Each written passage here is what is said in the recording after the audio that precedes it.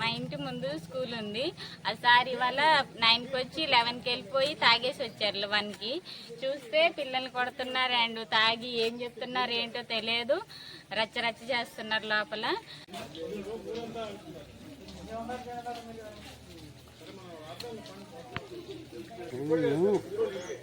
ఇటు ఆయన కావడం అట్లా తీసుకొని అట్లా వచ్చేసినాం మనం సరేనా.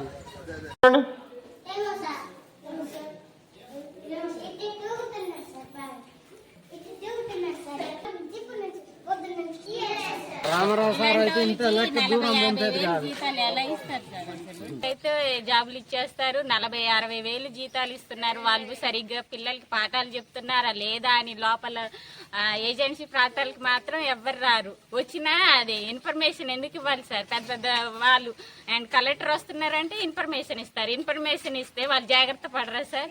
ఇన్ఫర్మేషన్ ఇవ్వకుండా వచ్చి చెక్ చేస్తూ ఉండాలి. వారానికి ఒక్కసారి అయినా ఎలా చెప్తున్నారు ఏంటి అని లోపల ఉన్న ఏజెన్సీ ప్రాంతాలని చెక్ చేయాలి. చెక్ చేస్తేనే వాళ్ళు ఎలా చెప్తున్నారు మీకు అర్థమవుతుందా లేదా అని తెలుస్తుంది. మా లాంటి నిరుద్యోగులు చాలా మంది ఉన్నాం ఊర్లో, మాకేమీ లేదు. బీటెక్, త్రిబుల్ డిగ్రీ కంప్లీట్ అయింది సార్.